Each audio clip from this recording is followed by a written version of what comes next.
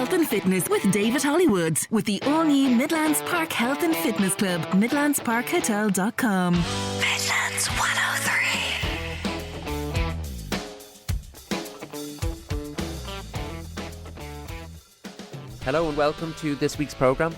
I'm looking forward to this show. Our first guest is a straight-talking, well-informed fitness coach who happens to be an enormous social media star. This lady has a remarkable personal story and you're going to hear it very shortly indeed.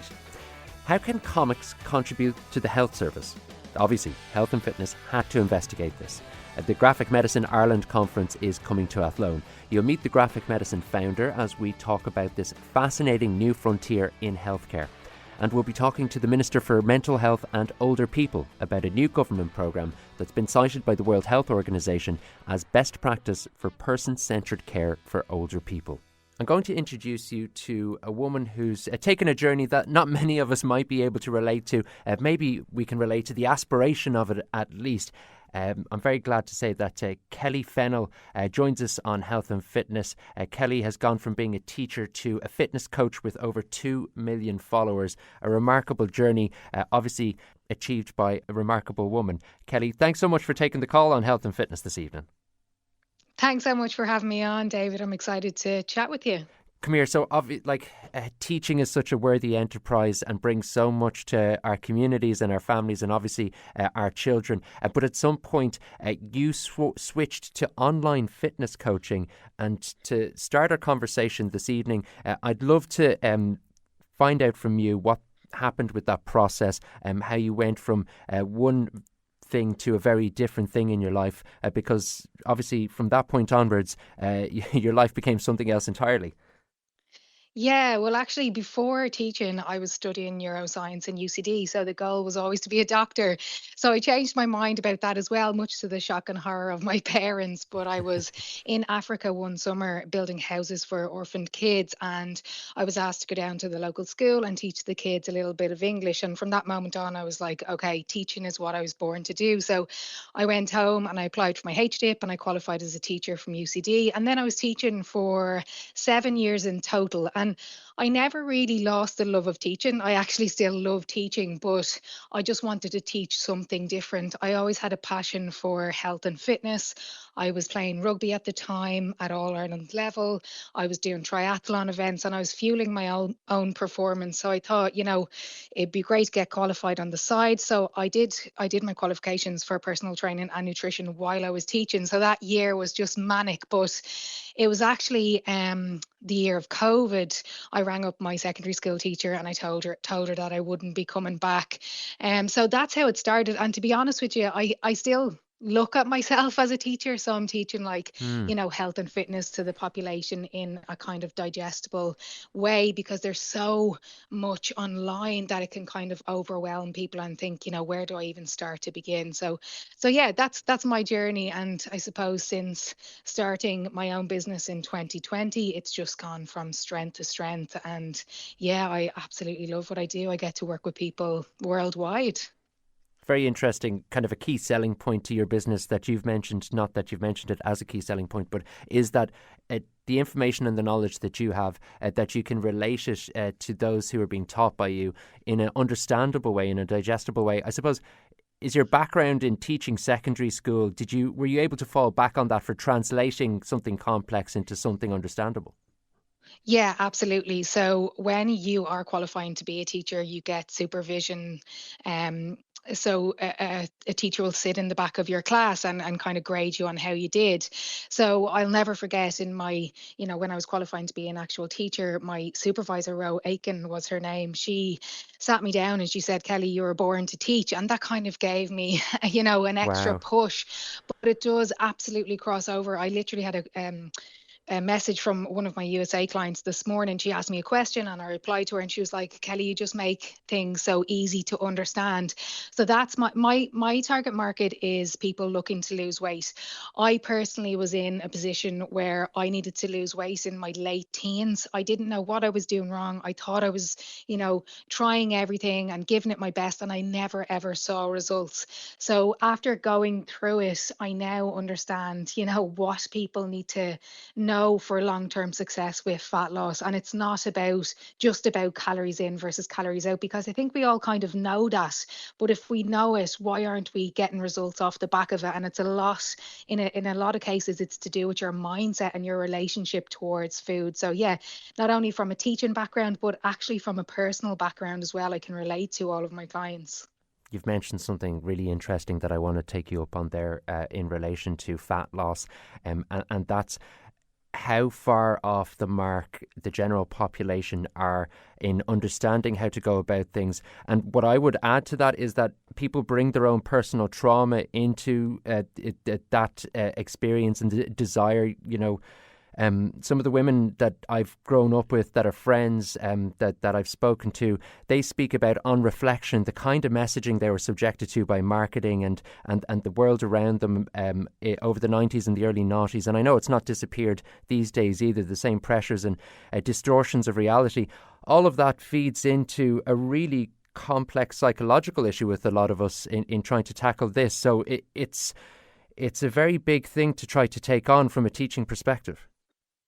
Yes, absolutely. I couldn't agree with you more, David. Like, weight loss from a physical perspective, it's actually quite simple in terms of what you have to do. But from a psychological perspective, it's very, very difficult, because the way that we act now is a result of things that we've experienced in the past. And the diet culture in the last 20, 30 years is just so toxic and so harmful. One of my clients actually sent me on Instagram yesterday one of an ad that was, 10 years old, promoting the Special K diet. And it was like, if you can pinch an inch on your side, you probably need to go on a diet. And she sent me that, and I was just like, wow, that's what we were exposed to, this type of information. No wonder we all have an absolutely miserable relationship with food.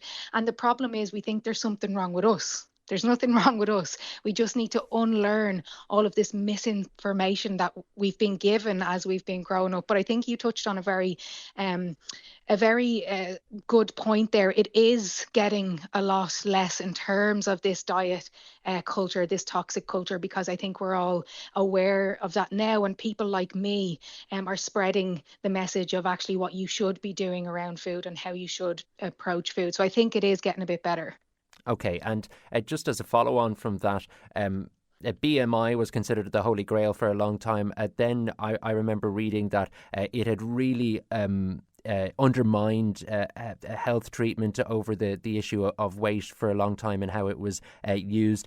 How would you approach the idea of someone having a healthy weight and someone having basically a healthy approach to weight loss?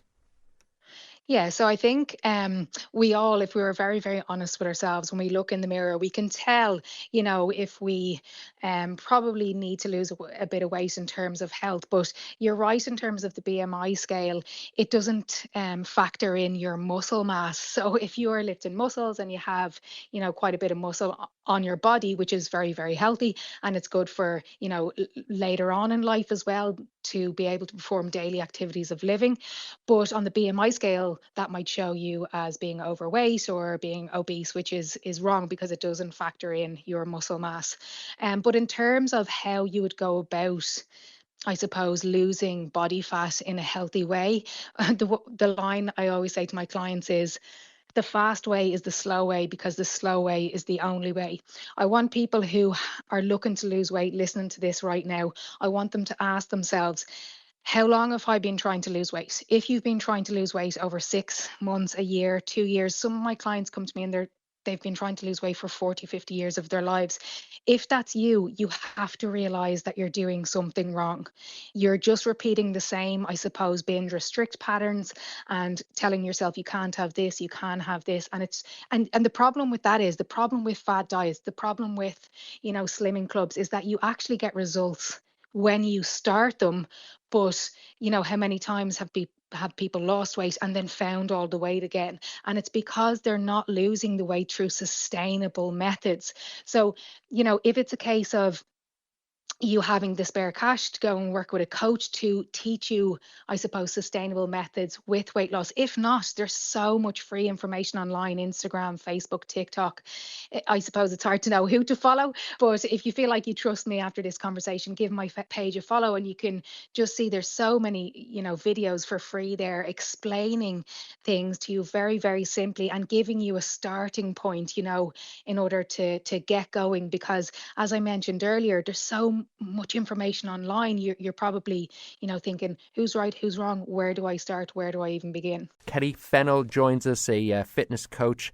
Those who follow these things online may well have come across her stuff, Kelly Fennell Fitness, on Instagram, Facebook and TikTok. She's on Health and Fitness with us. Before the break, we were talking about our psychological relationship with our weight and how to do things in a sustainable way rather than in that crash or binge fashion. And look, I think there's so much awareness about these things now, and a lot of the challenge is it's an internal, personal one to take those first steps into that territory in that world. But of course, Kelly's there online if you do want to look her up and see the kind of stuff and the information she's putting out there, or indeed if you want to take the next step and get involved with the fitness coach. Kelly, let's bring things back from before you were a teacher in secondary schools, before you made that transition to fitness coaching and teaching. You've got pretty decent sporting palmarès there, playing rugby at an AIL level and competing in mixed martial arts and, as you mentioned, Ironman events. What was sport to you when you were a child growing up? Yeah, so sport was a massive part of my childhood. I live in Wicklow, and everyone plays for their local GAA club, and I did all the way up through secondary school.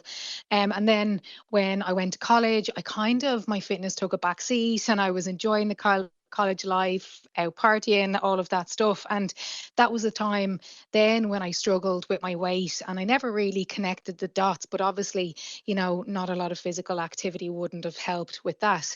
After college, I got into rugby, and I started getting really, really involved in that. I captained a team. We got to AIL level, which is All Ireland level. We actually won an AIL trophy in, I think it was about 2017. So I was really, really into rugby. And then I switched to MMA. Your listeners probably can get a feel that I'm always testing myself. I love, challenging myself, moving on to the next thing. And I thought, when I was playing rugby, that it was a side of 15. If we won, that was great. If we lost, it wasn't entirely to me. So I set myself a challenge, and I said, I'm going to try some single sport, where my loss or my win is totally on me. So I trained MMA in SBG under John Kavanagh, and I really enjoyed that. I was actually asked to train with the professional team and to go on and fight professionally, but I was secondary school teaching at the time, and I couldn't commit to it because they trained during the day. So I did that for a while, and then where I am now, I suppose, is I had another crazy idea and said I might try triathlon. So, it's a swim, a bike and a run. So I was training myself, and I was, I hadn't had kids at this time. I was putting a lot of hours in, and the first event I ever did, which was crazy to think back now, was an Ironman event, and I've competed worldwide in multiple Ironman events since. So now we have 2-year-old twins. So my life is very, very busy. I still train quite a lot, but I'm not doing Ironman events currently, maybe in the future, but I am still doing triathlon events, but just not at that distance. So that's where I am now. Wow. Do you know what? Just as you mentioned the Ironman stuff, I was walking the Wales Coast Path. I went away there a week or two ago, and they actually have an Ironman running through there on the 14th of July. And we were hiking for 5 or 6 days, and the orange markers through the route were just the whole 5 days we were walking. I was thinking, how is someone running this? Especially when you consider there's the swim and the cycle to conquer as well. So yeah, look, obviously I think people understand Ironman events aren't named that for nothing. And you mentioned SBG, like we've SBG Tullamore here in Offaly. Kieran Davern's been in with us before. The passion that he has about MMA when he comes in to talk is really incredible. And by the sounds of it, that's a sport that like you took to like a duck to water, because by the sounds of it, you didn't have a childhood background in martial arts, but you came to it as a complete novice. Is that right? Yeah, that's right. Yeah, I actually my discipline of preference was striking, so Hmm. I was really into that, and I got quite good quite soon. I've actually since only in the last 3 weeks taken back up jiu-jitsu in my local jiu-jitsu academy here. I don't travel. I wouldn't be able to travel to SBG anymore. It's too far with the girls. But yeah, I just can't get enough of sport. I always laugh because sport is my outlet for, just life. It just, it's where I go to release any, negativity, bad energy, make myself feel better. And a lot of people can lean on other things. So I suppose sport for me is the lesser of a lot of evils. I'm lucky that that's what I use as my escape. Yeah, yeah, of course. This country that has obviously a pretty toxic relationship with releases of other sorts, Yeah. and sport is certainly one of the lesser in that regard. It really has huge, I suppose, social and physical health benefits in so many regards. You mentioned as well being a mother. You've got twin girls. From a mother's perspective, you know, you must have strong convictions about the importance of the work you do. What's your attitude and approach to how you're going to relate that to your children as they grow up? Yeah, my attitude is very much monkey see, monkey do. Mm. Only the other day I came in and my girls have their Fisher Price plastic, kettlebells and dumbbells, and they're in their playroom and they're saying, "Mommy, look, I'm doing my exercise." And I mean, like, i- that you are your child's childhood. I never saw any of that, when I was growing up, and it's not my parents' fault. They just weren't exposed to that. It wasn't something that they did. So therefore, to get into that, or to me to kind of get into that field, required a lot of persistence. Whereas, if your kids grow up seeing you doing this and seeing you actually value this, they're more likely to go on and to do it themselves. So yeah, our girls see us exercising all the time. I bring them down to our local GAA club where they train with their minis on a Tuesday evening. So it's very much a really important part of our family life. We go on weekend walks and stuff like that. So yeah, I would say to parents out there, do it for yourself, but also do it for your kids, because you are the blueprint for their life. You're the only people that they will draw on from experience when they grow up. You are your children's childhood. That's like a pretty exciting notion for a parent, isn't it?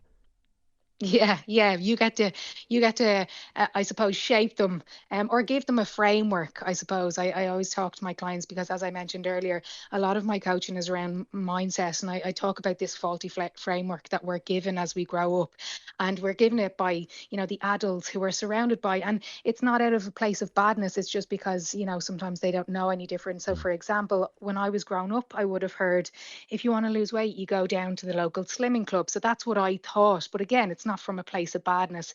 But as we grow up, I say to people, you're not responsible for the hand that you're dealt, but you are responsible for what you do with that and changing that and unlearning all of these negative patterns or beliefs as we grow up. It's your responsibility to go out and source the correct information and then start to apply that into your life. As we finish up our conversation, Kelly, I just wanted to ask you to reflect on the journey that you've had and to talk to me about where you get your drive, what motivates you to continue doing what you're doing, because obviously it's propelled you very quickly into a certain stratosphere of be it international recognition, business success, but what comes through as we talk here is genuine personal satisfaction about the work you're doing. Yeah, yeah. It's the feedback that I get. I have my own podcast as well. I work with, as I said, clients all around the world. So on a daily basis, people are telling me that, I've helped them change their lives or their views on their relationships with food or whatever it is. And that is just such a fulfilling part of my job. I can come across on my social media platforms as quite straight to the point, quite direct, because I'm trying to get this message across. But when my clients come to work with me, they realize that I really am a softie, and I do be crying to clients down the phone on a daily basis just because they're sharing their progress with me. I also, in terms of success with business and worldwide recognition, I'm speaking at the International Fitness Summit in Ibiza this year. That comes from my personality. So anyone who knows me will know that I'm a type A personality. I cannot sit still. I can never rest. I look at my wife and think when she's sitting down watching telly, I'd love to just sit there and be able to sit down and rest, but I can't do that. I constantly on the go. And only the other day I had an occupational therapist on my podcast, and I was chatting to him about it, and he said, do you think it's a negative thing? And I was like, a lot of the time it is, because I can't relax. And he said, but it is in some views, but in other views it's not, because it's what allowed you or what led you to get to the level that you're at. So yeah, it's a good thing and a bad thing, but I just, once I set myself a goal, I will not stop until I achieve that goal. So look, we've touched on it. Like, we're all made up of good things and bad things, and you have to work with what you're given to some degree and try your best. And to all intents and purposes, Kelly, that's what you've been doing. We wish you the very best with everything going forward, and we really thank you for joining us on Health and Fitness this evening. cheers. Thank you so much, David. The Graphic Medicine Ireland conference is coming to Athlone next week. To learn more about the fascinating intersection of comics, healthcare and technology, the founder of Graphic Medicine, the Sick Doctor, aka Dr. Ian Williams, joined us earlier. I started by asking him how this all began. Well, graphic medicine is the term used to refer to anything that involves comics and graphic novels and healthcare. So it's a movement, really. It's a community of people, and it's been going since about since 2007, when I set up the graphic medicine website. I had noticed that there were an increasing number of autobiographical graphic novels and comics that were dealing with the experience of illness or disability or trauma. Comics artists were making these very powerful books, or comics or graphic stories about their own experiences. And so I set up a website to list and review these works, and I called it Graphic Medicine. And then as soon as I set that website up, people started contacting me from all over the world saying, oh, this is great, you've set this website up. We've just started using comics to educate medical students, or I'm making comics about my experience in healthcare. So a couple of the first people to get in touch were MK Serwick, aka a comic nurse who was making comics about working in an HIV hospital in Chicago, and also Michael Green, Professor Michael Green, who's a doctor who was teaching at Hershey Medical School in Pennsylvania, and using comics to teach about healthcare, using comics to get medical students to think about different topics within their work. So this kind of has grown as a movement since then. We organised the first conference in London in 2010, and it was an amazing experience. It seemed that there was a bit of a critical mass building up. People came from all over the world to London to talk about, their experience of using or reading or making comics about healthcare or medicine or illness. And since then, we've had yearly conferences bouncing mostly between the UK, the US, Canada. There's also been conferences in Scandinavia, Germany. There are graphic medicine movements that have started in Spain, Medicina Grafica, founded by Dr. Monica Lalanda over there, and Graphic Medicine Italia in Italy, and also movements in India and Japan. Wow. But this is the first time that the conference has come to Ireland, although MK and Monica and I have all kind of spoken about graphic medicine in Ireland. Monica was the cartoonist in residence for .md festival that ran for several years in Dublin and in Galway, and I spoke at .md in 2016, I think, and then 2019 again, MK and I spoke at it. Monica was there, and I organised an exhibition for .md festival to introduce the concept of using comics in healthcare to Irish doctors. Ian, it sounds like you've really touched on, or you managed to touch on, or get the ball rolling on something that ultimately was a bit zeitgeisty and has struck a chord, not just across a certain profession, but it sounds like across the globe, across many strata of society here. And this is coming to the Technological University of the Shannon in Athlone next week. So what are your reflections on this journey? Because I imagine if the you from 2016 or around then could see the future situation, say this week and in previous years, I imagine to some degree you would have been surprised. Yeah. I mean, setting up it. I mean, it's no exaggeration to say that setting up the website, which was a kind of bit of an afterthought. I was doing an MA in medical humanities, and I was writing about medical narrative in comics, and I set up the website as a bit of a kind of side project, and that changed my life. It seemed to, catch the wave. It gave this a hub to people that were interested in this area, and since then I think the idea has really caught on, and it's kind of up and running on its own. I mean, there's there are communities around the world that kind of have taken this, made it their own, organizing their own conferences and symposia. There are lots of people who have set up graphic medicine courses, particularly in the States. There's a whole load of institutions that are kind of teaching courses about this. But comics can be used in many ways within healthcare, from the one that people, I guess, normally think about is patient education. And comics have been used in that area for many years, since about the 1950s. They were used in public health. But also, my main interest in it, I guess, is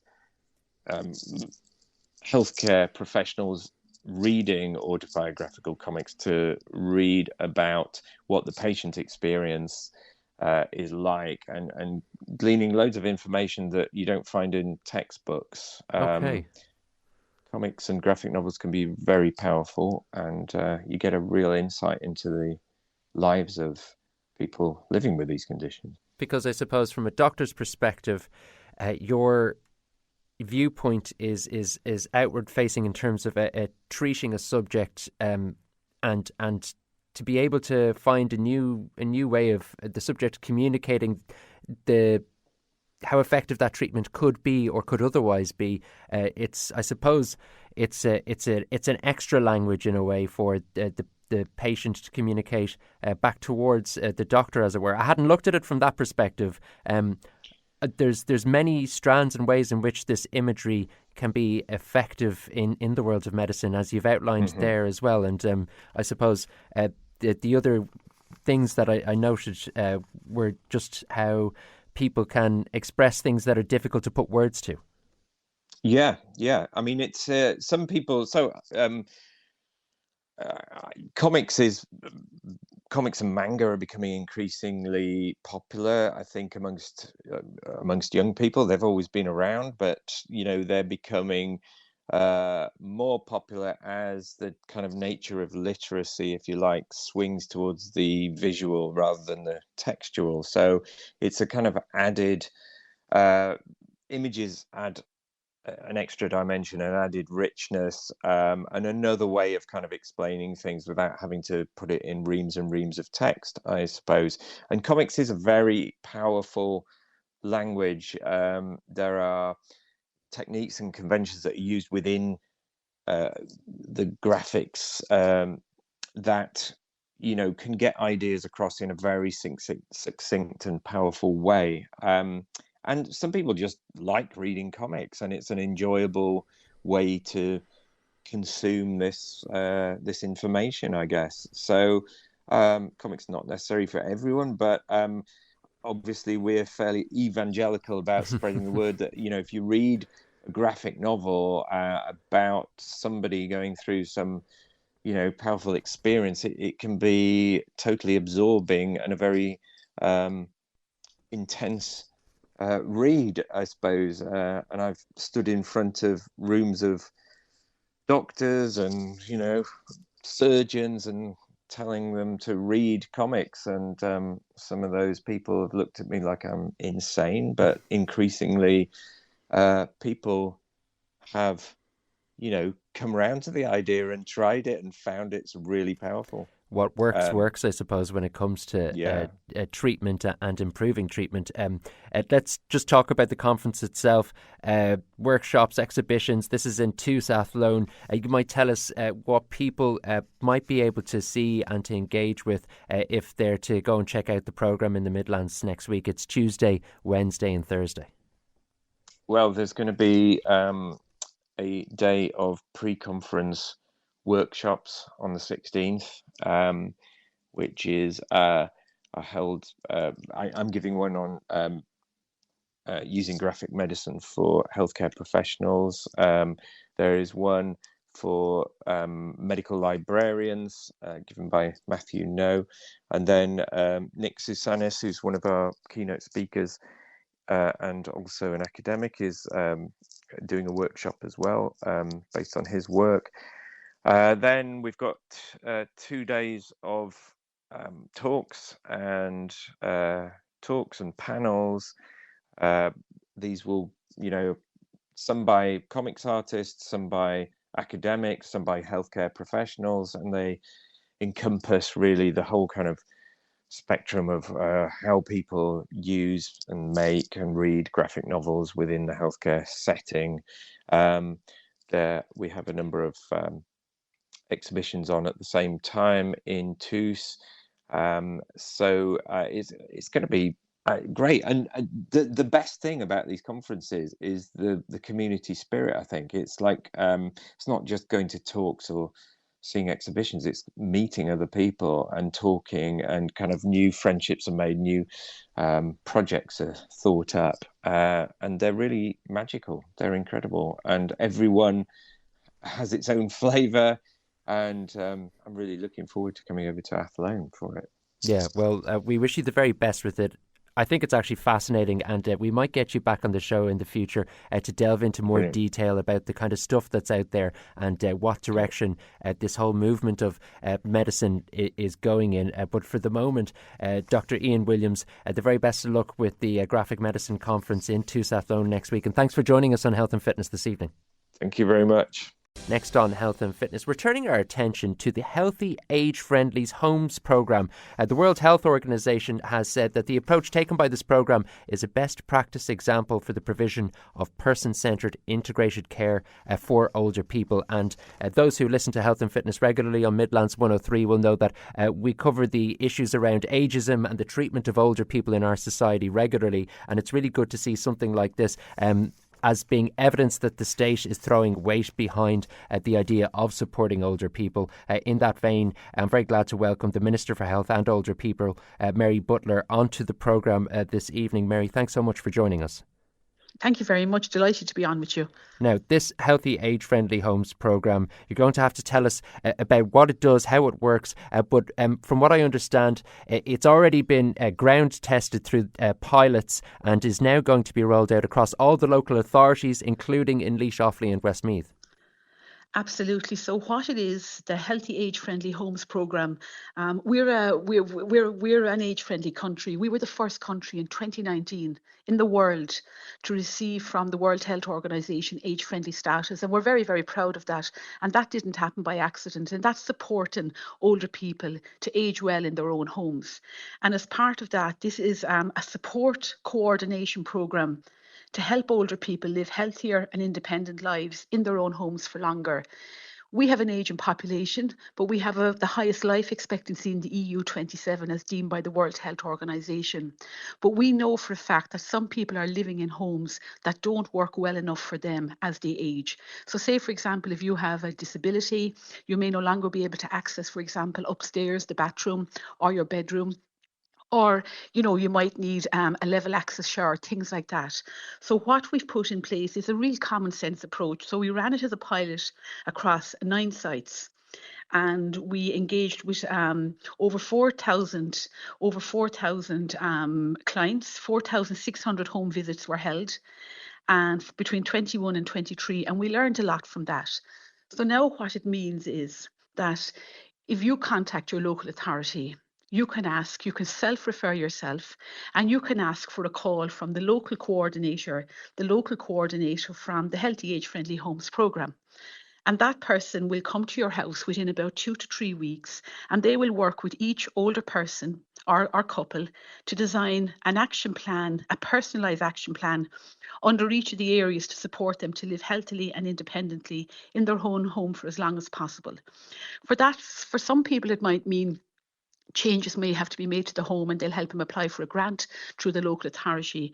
For other people, it might mean that they wouldn't be aware of, maybe, for example, they might be entitled to carers allowance, or they might be entitled to fuel allowance. We had one case of that. But also it's very helpful for people who are ageing and they might need the supports of home care, daycare or Meals on Wheels. They might need the supports of a public health nurse. They might need the supports of a befriending service if they were feeling lonely. Or they might need support such as wearable devices or pendants or fall detectors. And it's a real kind of, I suppose, a holding hand-led approach to support you to know that you have everything that you possibly can to help you to age well in your own home. The one thing I do want to say is, which is really important, this is free for anyone who wants to avail of it. It doesn't matter if you live in a local authority house, if you own your own house, if you're in a rented accommodation. It's available to you, and each will be on a case-by-case basis, and each person will be individual. And if I could just tell you a story about a lady who spoke yesterday publicly, and she was on the news as well. And her name was Mary, and her husband had got a diagnosis recently of dementia. She didn't have any family to lean on, and she felt overwhelmed. And she reached out to the local coordinator. She had heard about it through a friend. She reached out. The local coordinator came and met her, and they discussed different things. And she found she was entitled to a half carer's allowance. She was entitled to fuel allowance. And also they had to have their bathroom adapted. So she got the support then to apply to her local authority and to avail of the grant to have her bathroom adapted. She also learned then about dementia-specific supports in her area. So for a lot of people, there's a lot of supports out there, and not everybody is aware of these supports. So it's really trying to pull all the facets of the state together. It's not only health, it's in relation to some people might need supports from social protection. Some people might just get involved with a local activity group. Yeah. They might go along to their library. They might get involved with the men's shed or, an active retirement group. But it's really and truly letting people know that there is somebody there, somebody to make that social connection, to come to your home, spend a few hours with you, put in place a personalised plan and help you achieve it. Okay. As we talk about ageing well, it occurs to me as I try to, I suppose, put more words to that idea, because as you said, we're going to be considering it more and more into the future because we do have an ageing population. We're talking about the dignity of independence as you get older and the security of having personal welfare. These are the things that your department, be it yourself or whoever's in that role in the future, need to be striving for as we move into the future. What's your perspective on that? How important do you think it is to what the state and the government provide overall? So it's really, really important. So look, I suppose I came into this role 4 years ago last week, and my job at that stage was initially during COVID was supporting a huge amount of people in nursing homes, the vaccine rollout. But I suppose one of the things that we did consistently, that we've done for many, many years, and we invest heavily in, is the whole piece of home care. 56,000 people today, for example, will receive home care in their home. Meals on Wheels, 2.7 million meals delivered by a huge cohort of volunteers, community groups and organisations doing phenomenal work, and then daycare centres. What we're trying to achieve is, and we are having success here, that we're trying to support older people, which is their wish to stay in their own home for as long as possible, and to keep them out of long-term residential care. This year, for example, there'll be about 22,300 people supported through Fair Deal to have long-term residential care in a nursing home. But that figure is lower than where we were in 2019. So we know, for example, that the supports we're providing are working.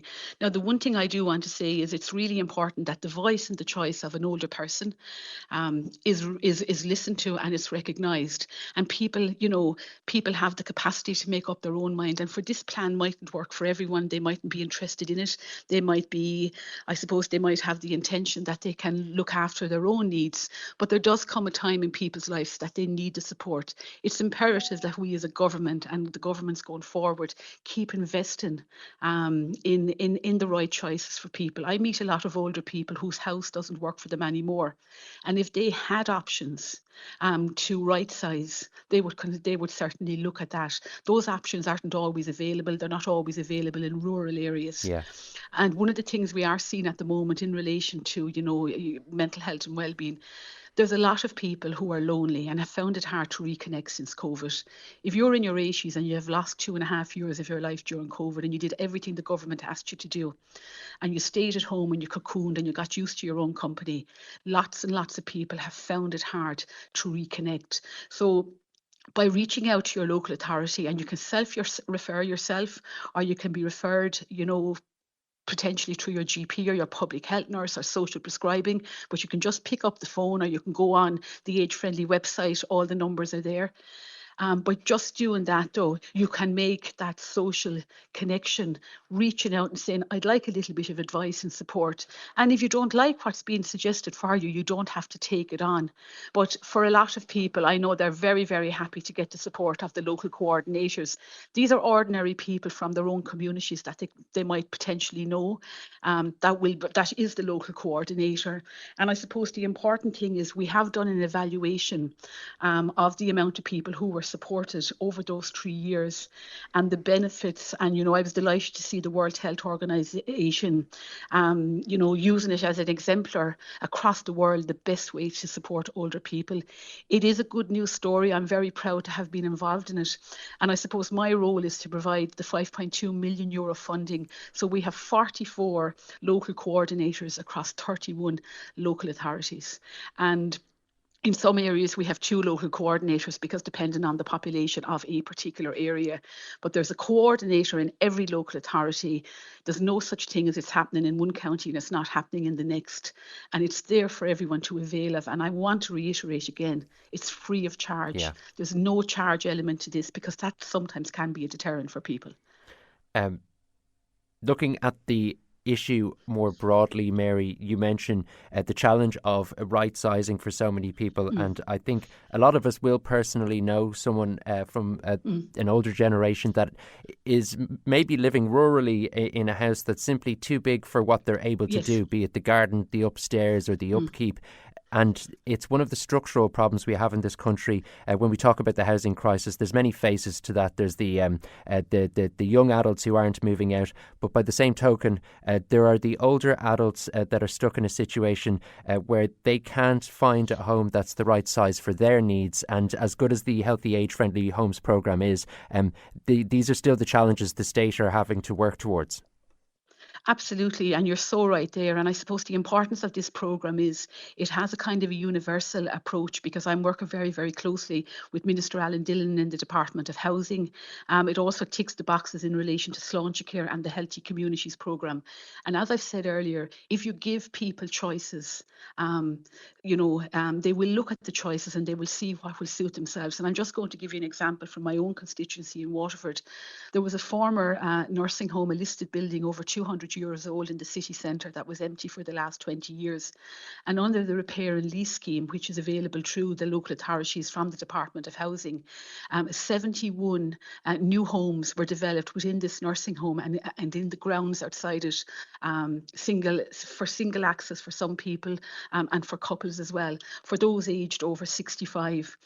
A lot of these people were already tenants of Waterford City and County Council, and they got the option to right size to suit their needs. And I suppose what it did was it was providing inner city living for inner city people. So they weren't losing the connection with their community, with their friends, their organisations, their local GP, but they were able to right size. And what it also did was it freed up a lot of 3-bed houses for families who were in houses that were too small for them. Yeah.